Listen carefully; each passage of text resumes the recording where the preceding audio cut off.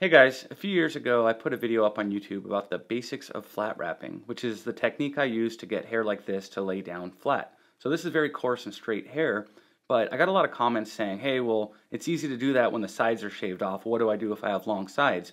And I also heard, what if I have curly hair? This guy already has straight hair. And so I wanted to do a video today with longer sides and curlier wavy hair. So this flat wrapping technique is one that I use on almost every head that I cut. I especially like to use it on like graduated bobs and haircuts like this. I like it more than using a flat iron because I feel like I get a little bit more of a natural look out of the straightness. Moving on, I'm going to show you how we do this. So today I had Sean come in, and as you can see, he's got some pretty curly hair. If he lets it just dry, it turns into pretty much an afro. So I'm putting in a tiny little bit of product here. This is ADH Wet. It's a very lightweight sort of gel. And what I'm using it for is just so that at the end, when we're done, the hair's not going to have that too clean kind of poofy feel. So with my hair dryer on high heat and high power, I'm going to take a brush, and first I'm going to pull some of this hair on top out of the way so I can work in smaller sections, but I'm going to brush the hair flat against his head while blow drying it. So if you want to know more about the brush, I do have a video about my brushes. Just look for Andrew Does Brushes on my channel. The way that this works is you're using the brush to put tension on the hair, which is going to pull the curl straight.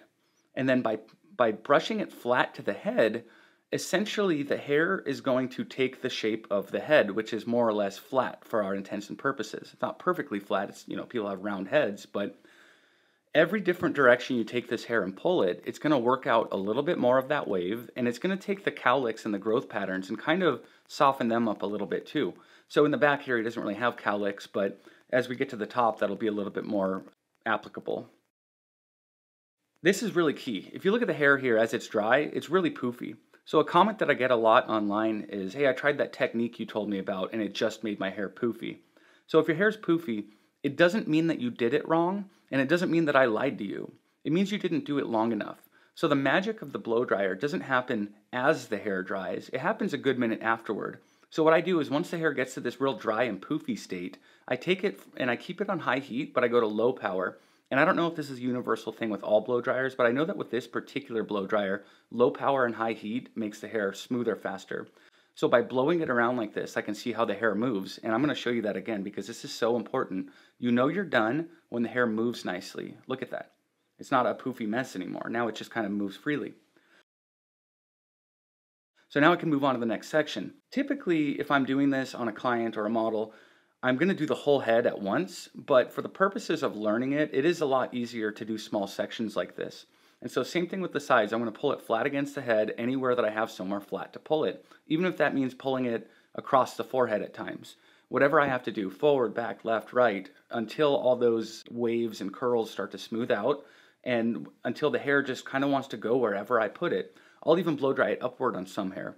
Now, mind you, if your hair texture is really coarse and unruly, a lot of times blow drying it in a direction you don't want it to go at all will make it kind of want to go that way. And so with his hair, luckily it's soft enough that even if we blow dry it against the way we want it to go, we can still put it back where we want it to go. So as I finished that side, before I moved on to the top here, I spent a minute on the area between the back and the side, the kind of like transition area, to make sure that I didn't miss anything in between the two. And now as I'm doing the top, you guys are absolutely right in the last video to say that, oh, it's easy to do the top. What about the sides? The top is so much easier to do.